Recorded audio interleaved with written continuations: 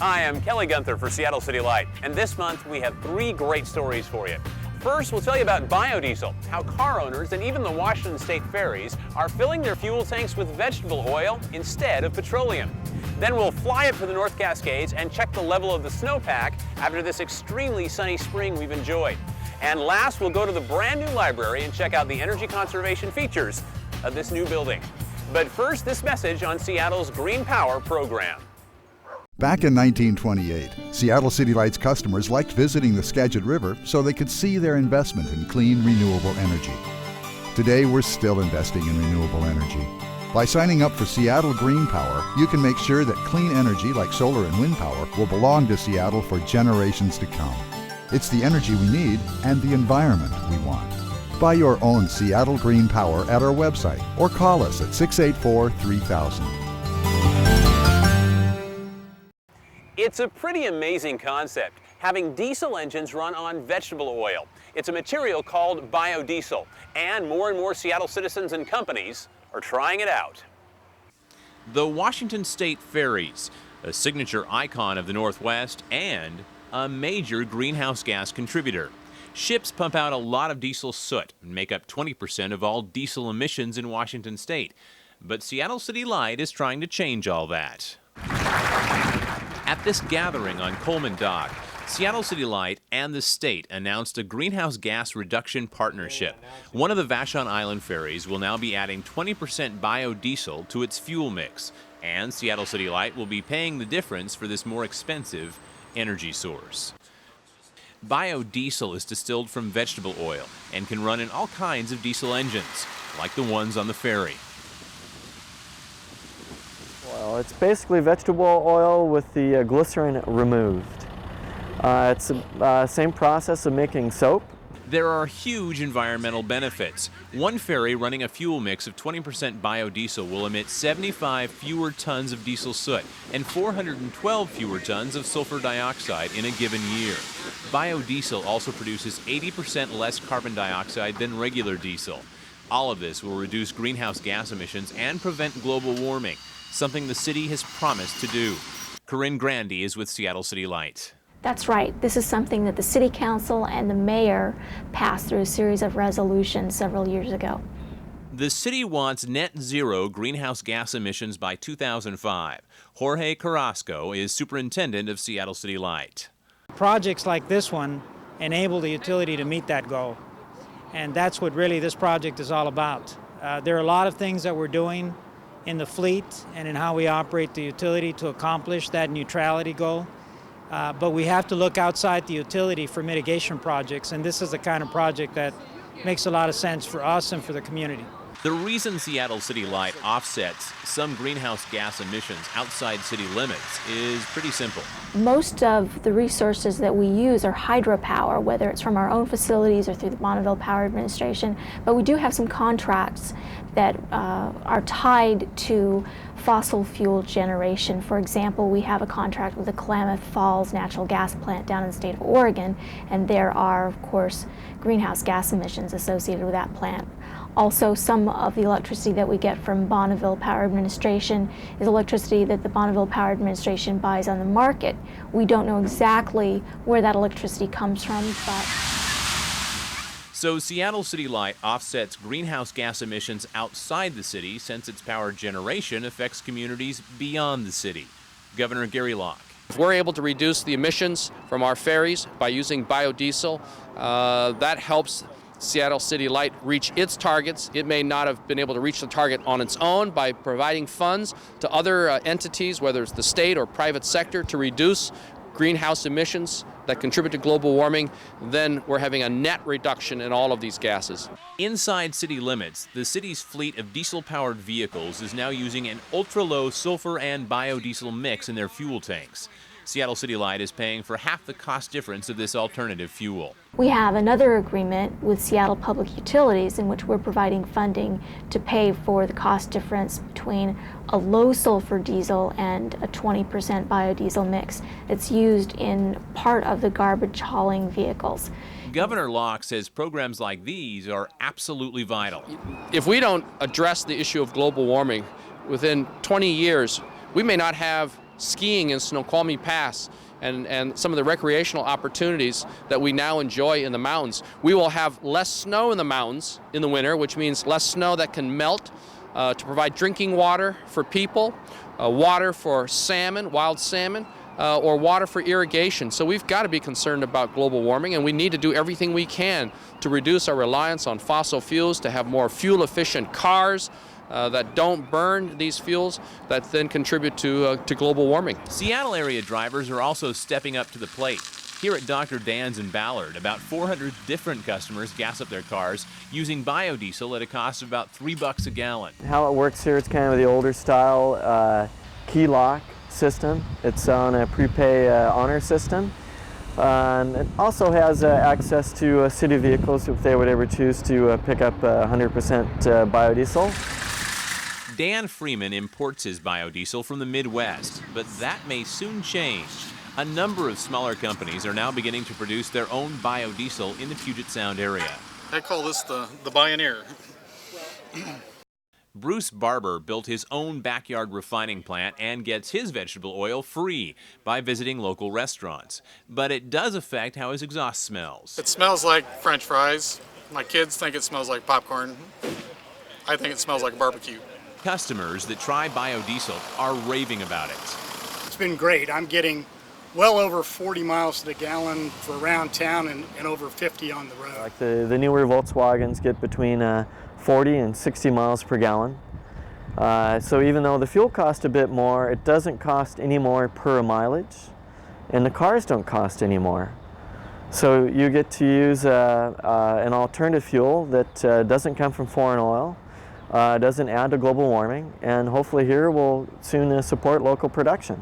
Biodiesel is also attracting other drivers. Over the life cycle of making biodiesel, the amount of CO2 that you create is 80% less than regular diesel, and diesel's less than regular gasoline, so I think there's a lot of potential there to cut down on CO2 emissions, and I think it's really exciting. We need to be thinking about that, especially with gas prices as high as they are right now.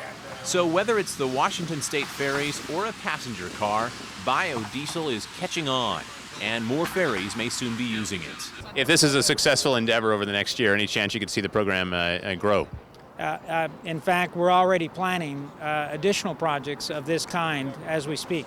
I'm Kelly Guenther for Seattle City Light.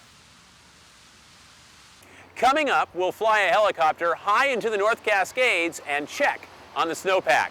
Stay tuned.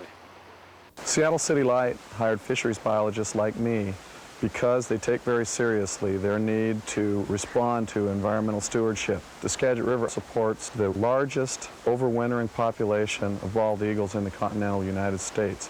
That's one big success story with the Skagit Hydro Project, in that we have really large returns of salmon coming back to the Skagit River year after year. Seattle City Light is very proud of that. The citizens of Seattle should be also.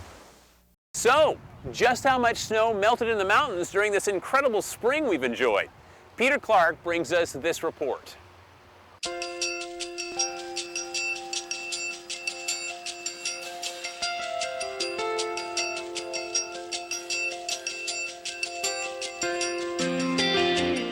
Stored in the snow-covered Cascade Mountains above City Light's Skagit hydroelectric dams is the fuel that runs generators which make much of Seattle's electricity. That fuel is the water frozen in the snowpack and glaciers. As that water is released into creeks and streams during warmer months, it is captured and stored behind one of City Light's 3 dams on the upper Skagit River, located about 120 miles northeast of Seattle. The plan is to release the water down the river whenever it is needed to make electricity. Simple in theory, more difficult to pull off. The water in the river has to remain at certain minimum flows throughout the year to provide habitat for wildlife and fish that live in the Skagit River Valley. Boaters and farmers also like to have constant flows in the river. During heavy rainfall, the water is held back to minimize flooding damage to people's property downriver. Mother Nature doesn't always provide the water in a predictable manner. Droughts can dry up the reservoirs, and flooding can force the premature release of the water. To say the least, this makes the job of the power generation operators interesting.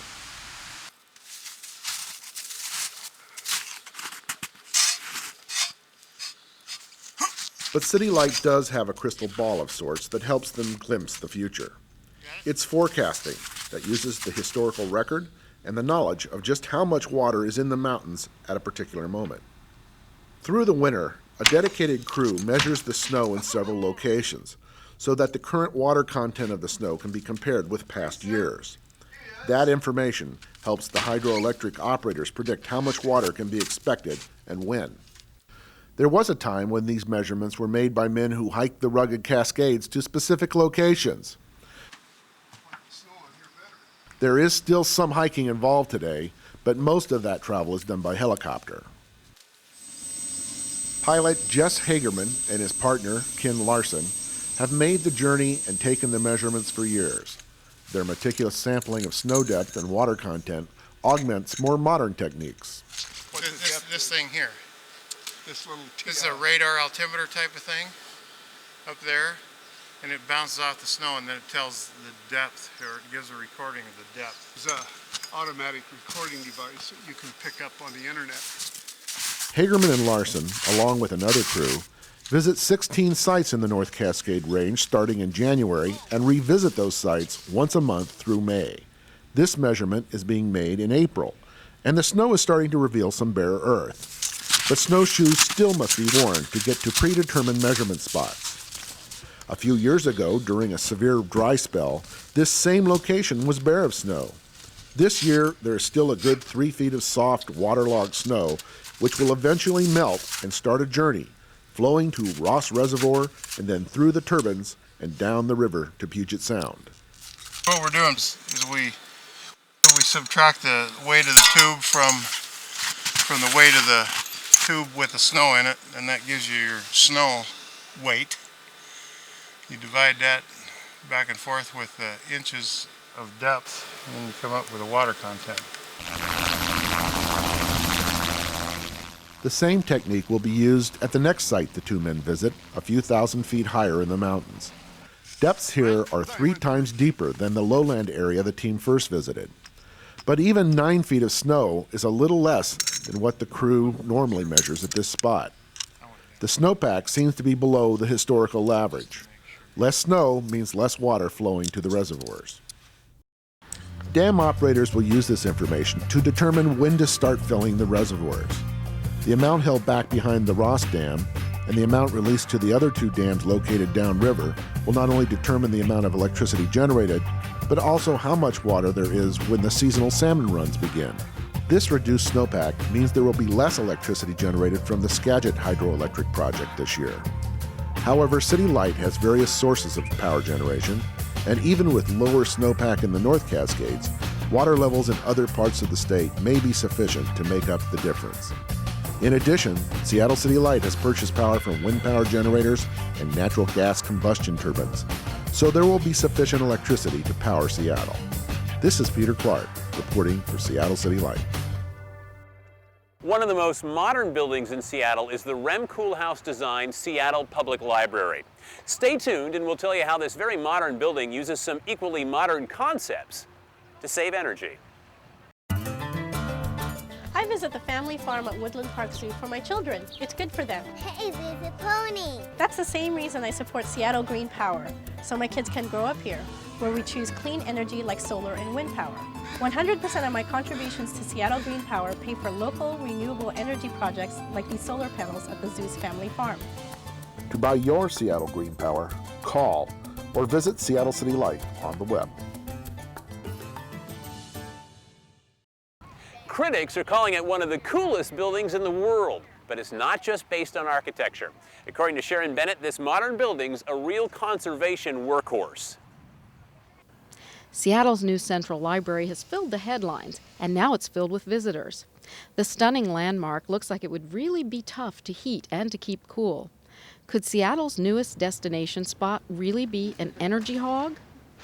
Actually, the opposite is true, thanks to Seattle City Light's Energy Management Services Commercial and Industrial Group. They joined the design team early in the process.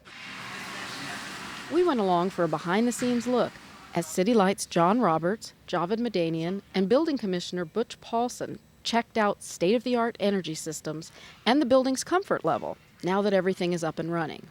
Their goal? To not just meet, but to exceed one of the toughest energy codes in the country. It's a little early to say exactly how well this building is going to perform. We're hopeful that it's going to save well over 1 million kilowatt hours a year, more than it would have had it been designed strictly to the local code. Seattle has one of the toughest energy codes in the country. This structure exceeds that considerably. How much is 1 million kilowatt hours? Maybe 100, 120 homes worth of energy a year. So it's, it's a savings that's going to accrue year in, year out. And the library will be spending less money on their electrical bills and more money on the books. Dramatic atrium-like spaces make it tough to maintain comfortable temperatures. An innovative system distributes warm or cool air up from the floor. It works with a conventional system that pushes air from above. The combination keeps the temperature just right for people and saves energy too. All this glass looks like a major heating and cooling challenge, doesn't it? Well, the glass panels are specially designed and coated to reduce heat transfer. A screen sandwiched inside layers of glass also creates a shield from the hot summer sun. Now, you may notice that at night you still see lights left on in the library. Well, these lights are super efficient models, designed to use very little energy. In rooms with lots of in and out foot traffic, daylighting controls with photosensors automatically dim lights to save electricity when no one's there. Depending on the number of people in the building, heating and cooling needs are balanced with the help of carbon dioxide sensors. The sensors can tell how many people are in the building at a given time. This brings in healthy levels of outside air and maintains high-quality indoor air. Along with massive systems like 2 500-ton air conditioning units, the building captures water from condensers and from natural rainfall to reuse in everything from heating to plant watering. For John Roberts, who started on this project in 1999, what's it like to see it now? Just coming into this building after so many years of working with it as a blueprint and in meetings, and then coming in here and seeing the people and the library alive for the first time is just great. Once the building commissioning is done, the new library will not only be an architectural showpiece, but an environmental model as well. I'm Sharon Bennett reporting for Seattle City Light. Thanks for joining us. Seattle City Light brings you this program to bring you all the latest news and information going on at your public utility. And we thank you for watching. I'm Kelly Guenther for Seattle City Light.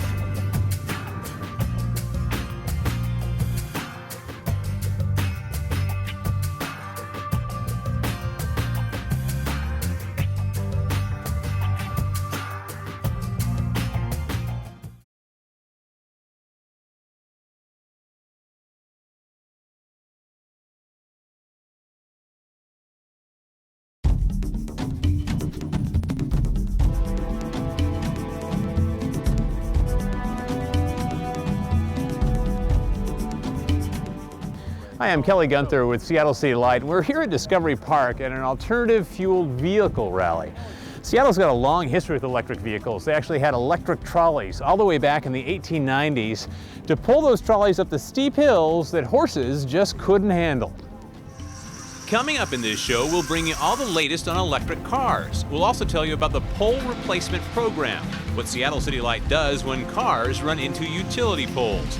We'll also talk about the latest solar power programs in Seattle and give you an update on how those fierce winter storms are having lasting effects at the Skagit Power Project today. But first, we're going to bring you this quick message about Seattle City Light's Green Power program. Back in 1928, Seattle City Light's customers liked visiting the Skagit River so they could see their investment in clean, renewable energy. Today, we're still investing in renewable energy.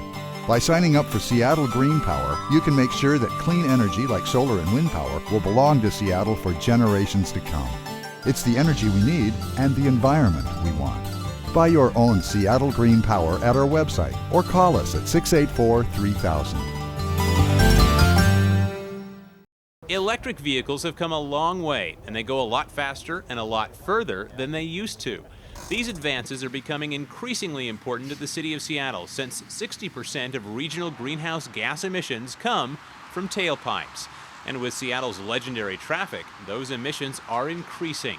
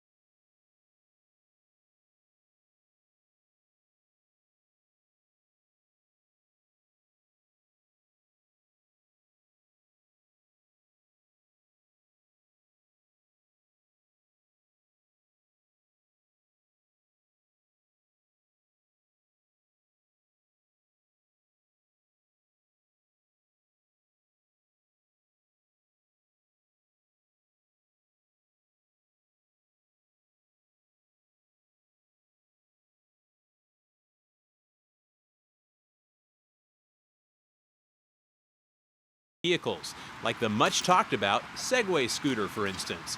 This little guy only weighs 85 pounds and can actually move up to 17 miles per hour. It has a range of 15 to 20 miles and costs around $5,000. So it's not cheap, but it is very useful. We're starting to use Segways, these personal mobility vehicles that are run on batteries. They're like little, you've probably seen them. You stand on them and they're very responsive, and we're using those. Meter readers are using them, both the water meter readers and the parking meter readers. And they, of course, you're not using any fuel in them, but they also offer a lot of benefits for the workers. I mean, they get a lot more done in one day, and they have less injury. I mean, if you can imagine what it takes to go through the city and empty those parking meters every day, there's a lot of physical labor involved, and they don't suffer as many injuries. We found lots of other electric vehicle options at the Discovery Park rally. Well, this is an electric scooter option. You can get about 2 of these for the price of a Segway, and it carries 350 pounds. This is an electric car. Jim Johnson sells them and gives us the specs. This is a Dynasty car. It's manufactured up in Vancouver, British Columbia. It goes by the name IT. It's electric is what the IT stands for. It's a 72-volt system. It's got an extra 12-volt battery that runs the sound system in there. It's got a surround sound music system. It's got a defroster. It's got a defogger. It's got a little heater that comes from this. These are gel cell batteries, so they're totally maintenance-free. The vehicle itself weighs 1,000 pounds. The batteries add about 400 pounds, and they're over the front wheels, so you got extra good traction. Even with the snow here a month or so ago, we drove this around. Excellent traction. The cars sell for just over $14,000, and the federal government gives buyers a 10% rebate. They have a range of 70 miles, and next year's model will have a range of 100 miles before needing a recharge. This according to Jim Johnson. 60% of the cars that are sold around here are second vehicles for families, and that's what this is designed for. Stephen Lowe is the president of the Seattle Electric Vehicle Association and says people are afraid of going electric because they aren't thinking of these vehicles as second cars. And that's the psychological barrier that when you tell the folks, this car will get you back and forth to work every day, for pennies on the dollar compared to your gas car. And then they turn and say, that's a great idea. And then they turn and they say, but what about when I want to go to Portland?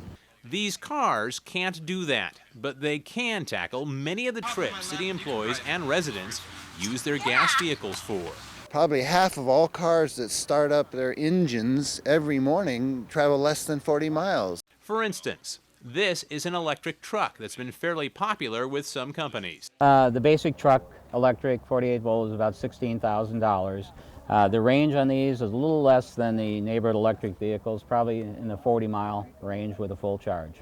And the options go on. Jim Johnson of MC Electric Vehicles showed us brochure after brochure of different electric vehicles that are capable of many tasks. He even took us for a ride in one, and because it's electric, the trip was smooth and quiet. Johnson is selling these vehicles steadily to customers in Washington State, and it's little wonder. According to Kim Drury, Per capita, Washington has the highest use of hybrid vehicles in the country, so people are beginning to jump on the electric bandwagon. Maybe when you get older, you'll be driving these all the time. Lowe says the electricity to run these vehicles is fairly cheap. In $2 worth of electricity, I can go 5 times further over a period of a week, buying my power from Seattle City Light. But because you have to replace vehicle batteries every 3 to 4 years, and because these vehicles are not mass-produced, since there isn't enough demand for them yet, Lowe says they break about even in cost with gas vehicles. But they are far better for the environment and immediately address the greenhouse gas issue. For those of you interested in bicycling options, there are some pretty speedy machines out there.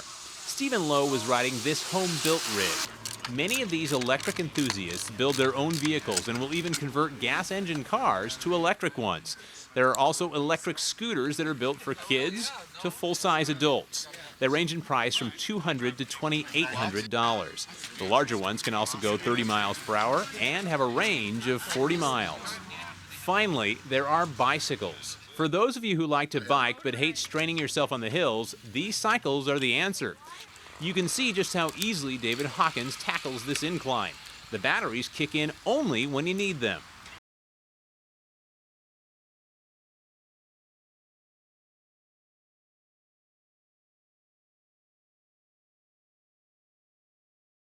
But right now we're going to bring you this quick message about one of Seattle City Light's environmental programs.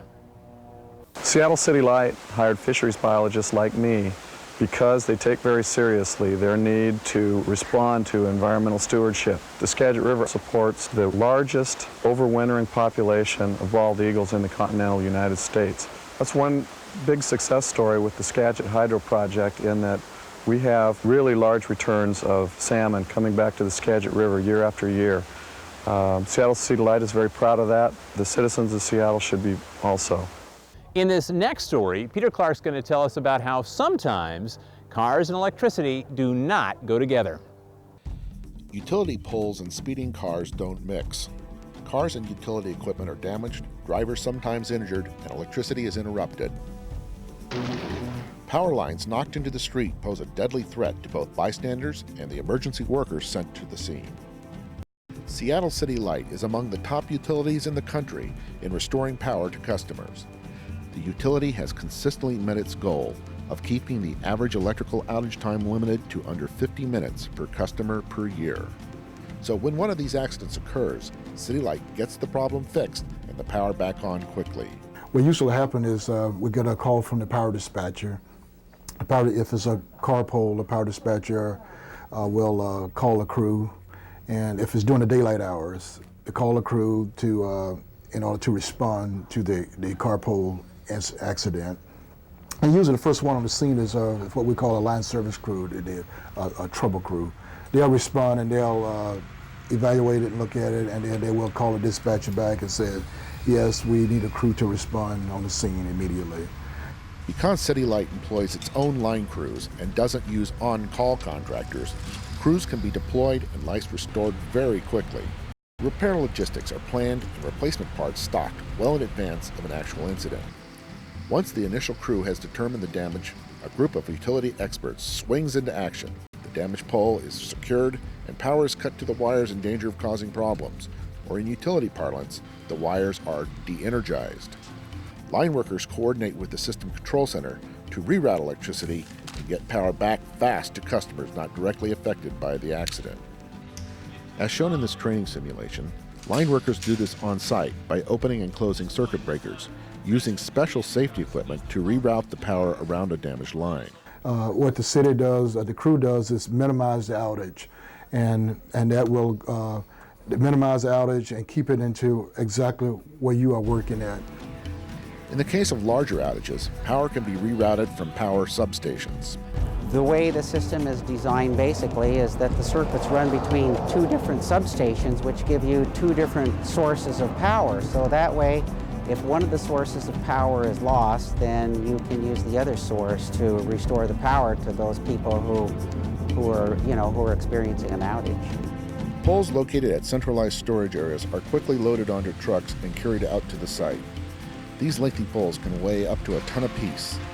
Line service trucks carry most of the hardware to secure and insulate the wires on the new pole, and line workers assemble the pieces as the new pole is placed into the ground. A specialized group, known as a pole crew, will dig the hole and place the pole. A second line crew will mount the hardware onto the pole. Because of the safety precautions and coordination between control center personnel and line workers, some of the 26,000-volt lines can stay energized so the electricity flows without being a danger to the crew as it maneuvers to replace the damaged pole. To make sure everyone knows which lines are energized and which de-energized, a conference is held among the workers. Supervisors relay information to the workers who will soon be maneuvering the new pole up among the high voltage wires, and in some cases attaching the wires to new cross arms. Questions are answered, and then each crew member signs that he or she knows what the job involves. Once the new pole is up and it's all in place, the pole setter truck will come off of it, and the other crew chief, the line crew, will have this crew to go up there and start building the pole, start hanging the cross arms, all the hardware, the insulators, and it will start building the pole. And when they get it built, and then the line trucks will start transferring the wires over to the new pole. City light wires are not the only ones affected. Telephone and cable TV wires are also on these poles. Those wires also must be relocated. We use all the first ones, and then the phone company and the cable TV comes along later, and they'll transfer their wires. Now sometimes if it's a hazard there or it's a problem, what we'll do is take the cable TV and the phone lines, if there's not that many of them, we will take them off the old pole and we'll tie it up temporary to the new pole and just remove the whole old pole out of there. And then the phone and TV is contacted and they'll come out and they will put it at the correct distances on the pole and mount it permanently. This coordinated effort by City Light means power is available to all its customers reliably, even when the weather or humans cause short-lived interruptions. This is Peter Clark reporting for Seattle City Light. Well, coming up, believe it or not, we're going to talk about solar power in Seattle. But first, we're going to tell you how to save some money on your electric bill.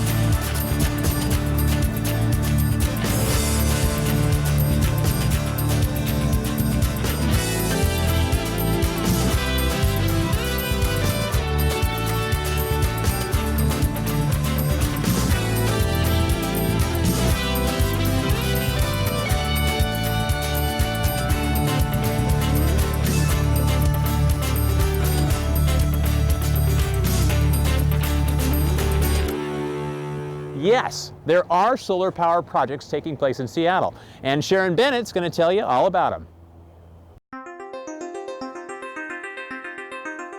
Despite our reputation for gray skies and rainy days, the city of Seattle is now home to 9 solar-powered installations on public buildings.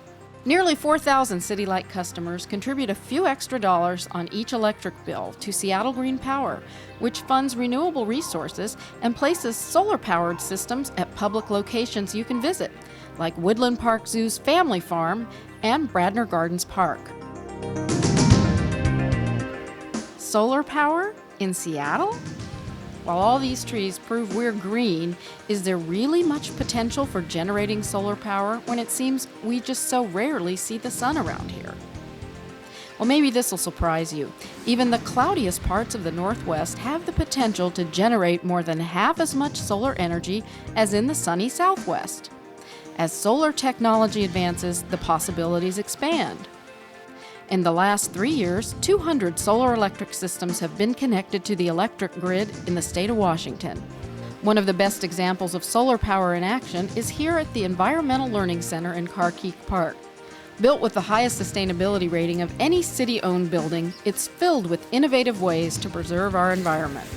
And on a sunny day like this, you can even see the meter run backward, which means the electricity is coming from somewhere other than our power grid. Sunlight's absorbed on the panels up on these recycled utility poles, and the energy is transformed into usable electricity. A visit to the park is a great way to learn about old and new ways to conserve resources, recycle materials, and use renewable energy. In addition to the solar demonstration projects at city schools and parks, Green Dollars now support a dairy waste-to-energy project and several small wind turbines. The success of these projects helps encourage more renewables in the region.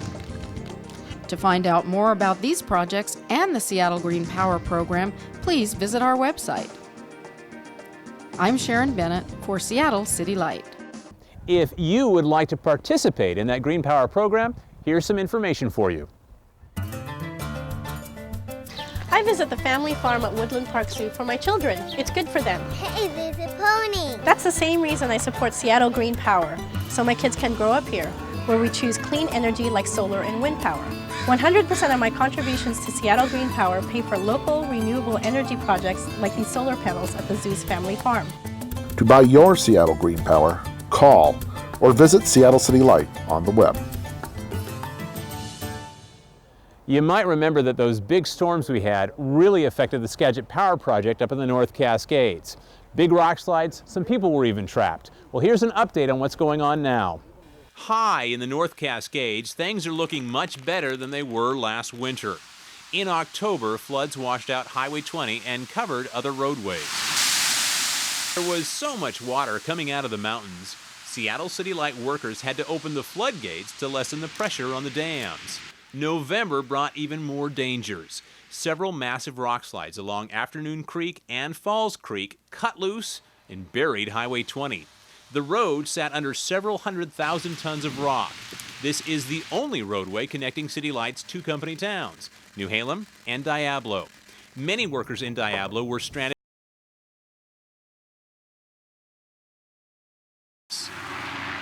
This chopper became Seattle City Light's only means of getting groceries and other essential items to these stranded workers.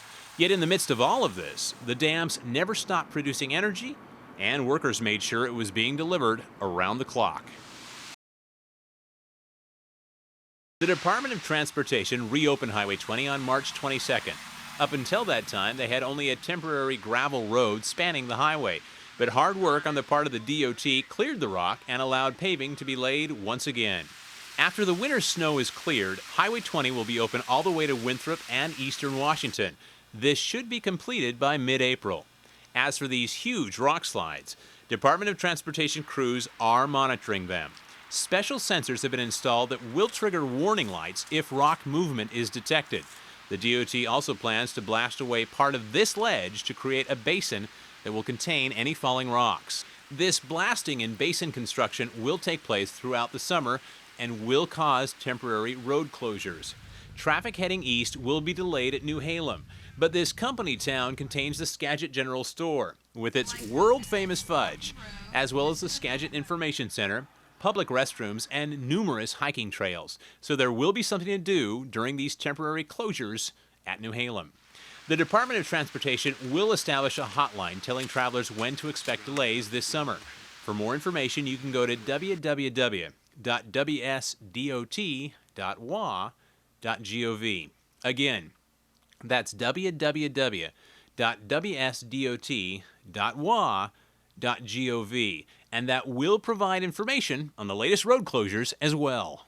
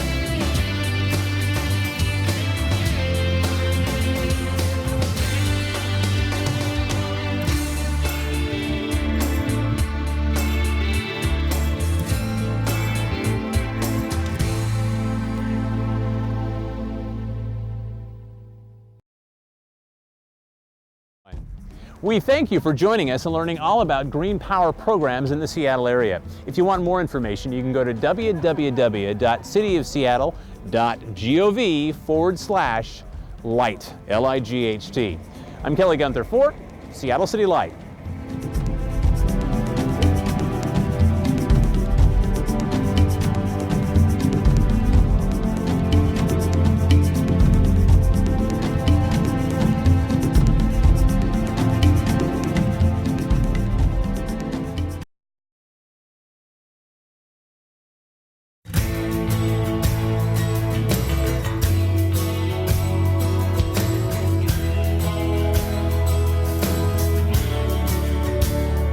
I'm Kelly Guenther for Seattle City Light. And in the fall of 2003, Seattle City Light employees faced a number of natural disasters, working high in the North Cascades. In this presentation, we'll show you how flooding along Highway 20 tore out a number of sections of that roadway, how thousands of tons of debris washed out of the mountains and endangered the dams, and how an entire side of a mountain then sheared off, burying the same highway in several locations. Some Seattle City Light employees ended up being isolated for months as a result, but they labored around the clock to keep the lights on for the city of Seattle. We will also show you what to do when the lights do go out, how you and your family can prepare yourself.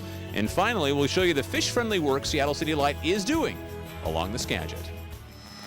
The Skagit Hydroelectric Project is located high in the North Cascades near the headwaters of the Skagit River. Beginning early in the 1900s, the city of Seattle began building 3 dams to catch the Skagit's abundant waters as they rushed off the glaciers and down these rugged mountains. As the dams were built, Seattle City Light created 2 company towns, New Halem and Diablo, to house workers and their families. Workers up here pronounce it Diablo and not Diablo, and they still live in both of these company towns. They're connected by Highway 20, the North Cascades Highway, which is closed every winter due to the tremendous amount of snowfall on these peaks. But this tiny ribbon of asphalt between the 2 towns remains open all winter, just in this one section, and is a vital link for moving supplies and transporting Seattle City Light personnel. This fragile highway, though, gets punished by the rugged winter conditions here. Flooding and rock slides took their toll on Highway 20 and the towns of New Halem and Diablo in the fall and winter of 2003. In mid-October 2003, the skies opened up. One day, 7 inches of rain fell. Another, 6 inches fell. This huge amount of water engorged mountain streams that then tore apart Highway 20, washing out this vital road in several places. The force of the water twisted guardrails, snapped huge trees, and sent the river running right over the highway. Tom Purcell is the maintenance manager for the Skagit Hydro project. It isolated Diablo fairly quickly with the debris fields being pushed across the highway between New Halem and Diablo. But there's also New Halem was cut off for a time too. The company towns of Diablo and New Halem were cut off by the flooding, but the more serious threat for Seattle City Light workers and those living downstream of the Skagit was managing all of the water coming out of these mountains and being held back by Seattle City Light's 3 dams. Eventually, the Ross Lake inflow was such that we had to open some spill gates, and the high water started then. Fee Train is a generation supervisor at Diablo Dam and said the tremendous force of the water behind the dams forced them to open the spill gates. And this is something that has to be done very carefully. It's because all 3 dams must work as a system. If the uppermost dam, Ross, spills water, it will quickly begin to fill up Diablo Lake, the reservoir below it. If Diablo Lake gets too full, pressure builds up on Diablo Dam and water also must be released. The reservoir below Diablo Dam, Gorge Lake, will then quickly fill up, creating excess pressure on Gorge Dam. So these 3 dams, Ross, Diablo, and Gorge, must work as a system and spill their water in unison. If they don't, these dams could get damaged. Spilling water is also tricky because of what washes out of these mountains. It was amazing, the amount of debris we saw in the lakes. There was acres and acres and acres of floating logs and floats and debris that I'd never seen anything like that before. It's like Paul Bunyan had gone up in the hills and cleaned 20 or 30,000 acres and it all wound up in the lakes all at once. And there's still quite a bit up there to deal with. A series of dam intakes and holding ponds kept most of the larger pieces of debris out of the dams, but the cleanup task is enormous.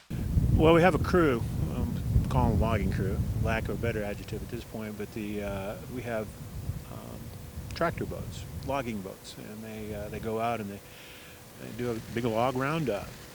And certain places we have to actually pull the debris out with clamshells and cranes and haul it off and burn it. And other portions of the river we can actually shoot it through the dam and put it downriver as coarse-woody debris and make it a more natural occurrence. Operating in disaster mode with the highway washed out in several places, Seattle City Light's Skagit employees did yeoman's work. We also spent time evacuating residents, school kids between Diablo and New Halem and vice versa. All in all, considering the magnitude of the flood, we did pretty well. When the roads washed out and the town of Diablo was cut off, this incline lift moved the heavy equipment needed for both Diablo Dam and the Department of Transportation's road repairs. Ironically, Seattle City Light considered putting the incline lift out of service. Several years ago, we considered not renewing the incline. Back in 1994, we made a decision to automate the incline and to keep the incline in service, and it paid off. Lightning can sometimes strike twice. Just weeks after the flooding, 3 massive rock slides thundered down these mountain slopes, destroying large chunks of Highway 20. On November 9, 2003, 2 to 3 million cubic yards of rock and debris spilled across and through the highway, tumbling into the Skagit River. On November 17th, yet another rock slide occurred, pouring huge boulders across the highway. And on November 18th, a 3rd rock slide, measuring 40 feet across and 15 to 20 feet high, landed once again on Highway 20. From a helicopter, it looks like the side of a mountain literally sheared off. The side of the mountain did shear off in a couple different locations. And there's a lot more fractures up there. All indications are it's an unstable situation at best. Just how unstable is yet to be figured out. I think it's been quantified to be 300,000 ton of debris that actually came off the face of that mountain, in excess of several hundred several million cubic yards of debris that is kind of wedged up there right now. That in itself presents a hazard, and because of the unknowns, what is it going to do and how are we going to deal with it? Highway 20 was closed indefinitely between New Halem and Diablo, stranding those living there. This helicopter became the only means of moving equipment, food, and people in and out of Diablo, since geologists feared another rockslide could occur at any time. Heavily damaged Highway 20 was simply too unsafe to use. Our big challenge right now is making sure the power stays on. And in doing that, you have to move personnel, materials, back and forth anytime we can fly. The secondary, but probably just as important, is keeping these folks fed, making sure that they have a chance to get down and go to the doctor and get medicine. Normal things that otherwhere we take for granted. And I don't think you quite realize the niceties of just getting in your car and taking off anytime you want till someone takes your keys. As you can see behind me, this is a deserted playground, and that means there aren't children in Diablo right now. They're being housed downriver so they can attend school. And many of the workers that are in Diablo typically are also in New Halem now, meaning that those workers remaining in Diablo are doing double duty just to keep this little community running. Some, like Rob Lewis, not only had to work hard, they couldn't leave. Yeah, I haven't been out of camp for 2 months, almost 2.5 months, with our rainstorms that we've had here and all the flooding up till now when the canyons finally caved in on us. Rob's wife, Jennifer Lewis, another Seattle City Light employee, had her own set of crises in Diablo. Amidst all this craziness, you lost like a major appliance? Yeah, the hot water heater went out and it was leaking all over the floor, so the guys had to come and fix it. And the fan motor on my fan and my furnace went out. It seized up, so they had to come and fix that, and they had to bring a hot water heater in via the helicopter. And very unique experience to see a hot water heater attached to a helicopter coming in, and it's just something else. So, Seattle City Light even sent outhouses airborne during this crisis. In mid-December, the Department of Transportation made temporary repairs to Highway 20, allowing limited trips along this road. The highway, though, is still closed to the public because the danger of a rock slide remains high, and it makes travel in and out of Diablo still tough for residents. I don't look for any permanent fix till April or May when the contractor remobilizes to come in here and do repairs before they open the pass for spring. I love living up here, so it doesn't bother me at all. It's the people that, you can't take city people and bring them into the country, but country people are used to it. Everybody here knows that the eventuality of being cut off from civilization is there, and we're all prepared in the way we stock up for food, and I have other supplies laid aside too. When asked if all these disasters made it hard to keep the lights on, Tom Purcell said no. If it wasn't for the dedication of the folks that we've got, it would be difficult.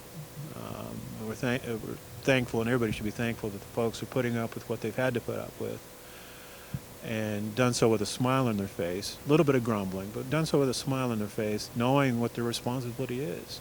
Purcell says Seattle City Light Skagit workers are unsung heroes who knew what to do in the face of multiple disasters, had the training and preparation to make sure people downriver remain safe, and ultimately kept the lights on. It's not just these dams and the people living near them that are affected by severe bad weather. Those effects actually ripple right on down the line, and homes and neighborhoods need to be prepared in the event of a power outage.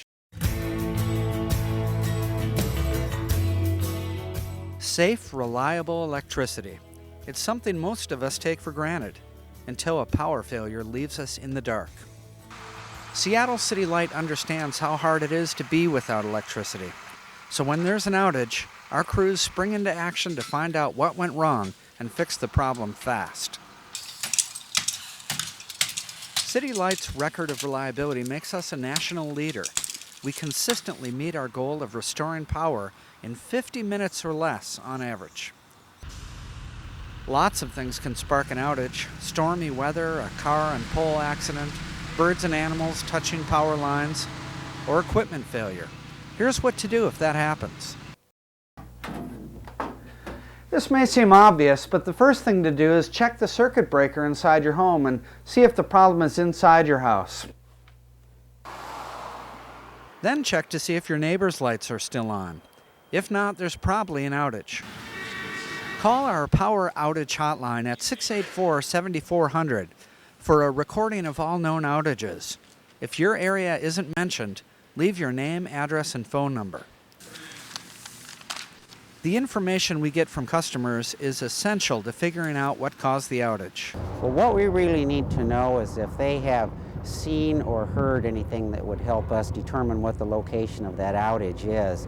Because while in many cases we may know that the power's out, if a circuit breaker opens up in our substation, we don't really know why that circuit breaker opened up. Dispatchers in the control center, they are the first responders after hours. If you call in to report an outage, that's who you would talk to, and they would take the information on the outage and they would send some first responders out to make an initial assessment of the extent of the outage and determine what was going to be necessary in order to make repairs, and they would report that.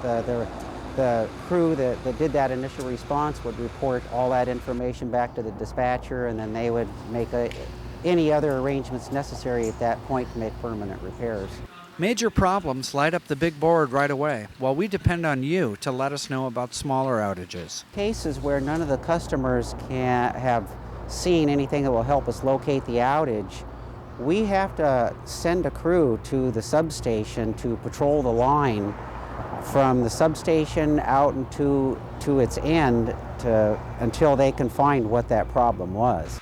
A simple equipment failure or downed line can be fixed in minutes, while some repairs may take hours. The power that comes into your home is fed from one of City Light's many substations located in neighborhoods throughout Seattle.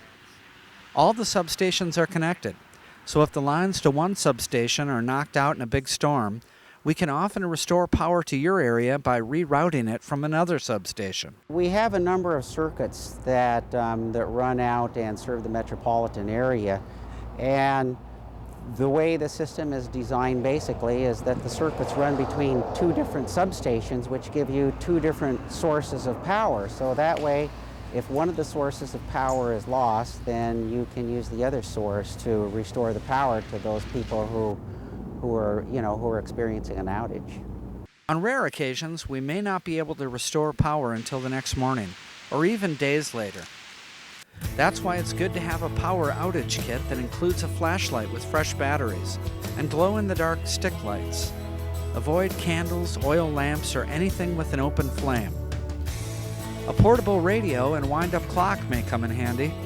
Make sure you have plenty of stored food and water in case of an earthquake or other catastrophe. Most hot water tanks will retain heat for up to 24 hours. If you expect a long outage, use hot water sparingly. Keep the refrigerator and freezer closed as much as possible to keep food fresh. A full refrigerator will provide safe temperatures for up to 6 hours. A full freezer for up to 2 days. If in doubt, throw it out. We're still without power. And falling power lines gave one of our photographers a fright of his life this morning. Yeah, well, that would Downed scare wires anybody. are deadly. Always keep a safe distance and don't approach anything in contact with the downed wire. Our photographer Call Seattle City Light right away. Or if you see sparks or a fire, call 911. During storms, you should expect bumps, which are momentary outages caused by branches brushing against power lines. Proper tree trimming is essential to preventing bumps and fallen power lines. Let us know if you need a temporary disconnect or advice about tree trimming. With your help and a little cooperation from Mother Nature, you can count on your Seattle City Light to keep the lights on. This is Eric Polson reporting for Seattle City Light. Flooding and severe winter weather is fairly common along the upper Skagit River, but Seattle City Light's dams do lessen the severity of the floods. Yet much of the natural habitat on the banks of the Skagit has been lost due to development. In response, City Light is rebuilding portions of that lost habitat to help the salmon that return here every year. This story is about one of City Light's latest efforts. Right under these high voltage lines that bring power to Seattle from the Skagit River lies a new treasure for fish. Once hidden, this buried treasure's been revealed and transformed from a flat, open piece of land to a river channel that will soon be swarming with fish. A nearby channel was blocked from the main river City Light work restored the habitat to allow fish to move freely back and forth from the Skagit River. The site itself is called the Powerline Spawning Channel, and we located it here, first of all, because it's on City Light property. Some of the property we have owned for years because it's along our transmission line corridor. Another 17 acres was purchased in the late 90s as part of our wildlife mitigation program. And once the property had been purchased, we decided that it had enough potential to develop a groundwater spawning channel. There is an existing existing slough that runs through the 17 acres that was acquired for wildlife habitat. And then behind us here, this was nothing more than a right-of-way access road that didn't provide any habitat for either wildlife or fish. We moved in, as you can see, and used excavators to dig out this pond, which has been filled with gravel. And salmon will use this pond for spawning purposes, and once the fry emerge from their nests in the gravel, they will use this area for rearing purposes for as short as 10 days to up to as much as 6 months or even a year. Projects like this aren't cheap. This one cost $350,000, but it will provide 1,500 feet of spawning habitat off the main stem of the Skagit River. It's cheaper to find existing wild habitat and protect it from development. However, those areas are few in the upper Skagit. City Light agreed to purchase and preserve wildlife habitat in this area and restore and protect additional wildlife habitat. This is one way the utility repays federal, state, and tribal governments for the continued operation of the 3 large hydroelectric dams in the upper Skagit River. This green power philosophy was developed by the City of Seattle to operate the dams in a salmon-friendly manner. This helps make up for the habitat lost from the operation of the dams and reservoirs. Biologists like Flug make sure that City Light is buying and restoring land that will benefit fish. This project is an excellent example of salmon recovery. They're important to the watershed, they're important to salmon recovery, in that they're going to provide years of spawning and rearing habitat for pink and chum salmon. But it's also important to realize that this is only a small piece of the habitat requirements of these salmon. And unless we have other partners, other agencies, other organizations that are working towards salmon recovery in other locations within the watershed, we won't reach our goal, which is to maintain healthy, thriving populations of salmon in this watershed. City Light partnered with the Washington Department of Fish and Wildlife to give the upper Skagit area its 10th groundwater-fed spawning channel, including 2.5 miles of off-channel habitat. The utility expects to spend about $1.5 million and complete 5 miles of spawning channels with this program. Even with setbacks like occasional river flooding, this additional protected habitat contributes to the largest and healthiest run of chum salmon in the lower 48 states. Up to 1,000 coho salmon are expected to use this new spawning channel along with the other species. This is Sharon Bennett for Seattle City Light.